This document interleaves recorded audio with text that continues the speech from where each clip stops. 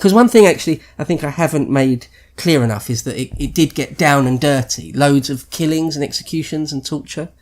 Charles Oman quotes the Anglo-Saxon Chronicle saying, quote, "The ancient martyrs were not so ill-treated, for they hanged men by the thumbs or by the head, and smoked them with foul smoke.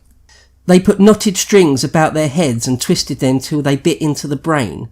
They put them in dungeons with adders and toads, or shut them into close boxes filled with sharp stones, and pressed them there till their bones were broken. Many thousands were killed with hunger and torment, and that lasted the 19 winters while Stephen was king. In those days, if 3 or 4 men came riding towards a township, all the township fled hastily before them, believing them to be robbers." End quote.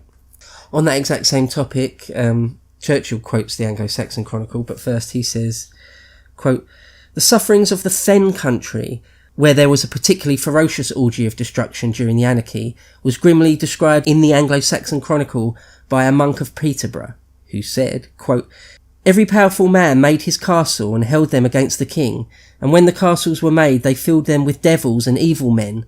Then they seized those men who they supposed had any possessions, both by day and night, men and women, and put them to prison for their gold and silver, and tortured them with unspeakable tortures.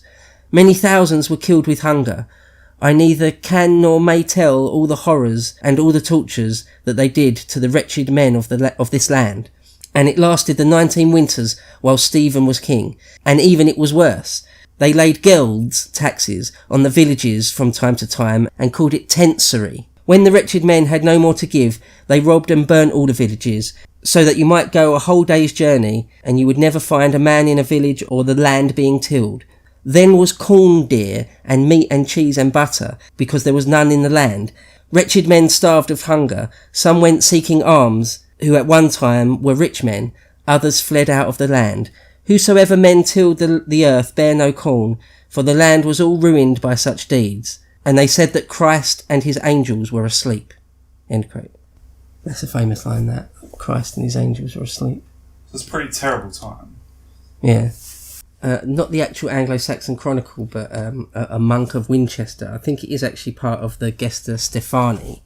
About the same period, about roughly the same period, wrote, quote, "With some men the love of country was turned to loathing and bitterness, and they preferred to migrate to distant regions.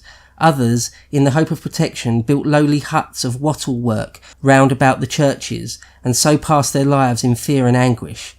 Some, for want of food, fed upon strange and forbidden meats, the flesh of dogs and horses.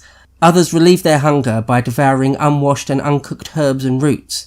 In all the shires, a part of the inhabitants wasted away and died in herds from the stress of famine, while others with their wives and children went dismally into a self-inflicted exile.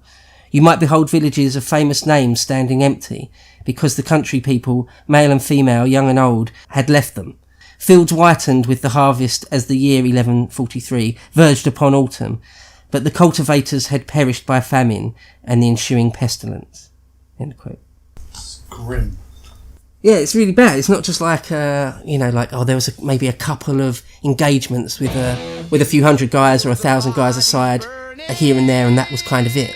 No, it seems like, at least in the south or in certain parts of England, yeah, some terrible stuff went down. Death and hatred to mankind,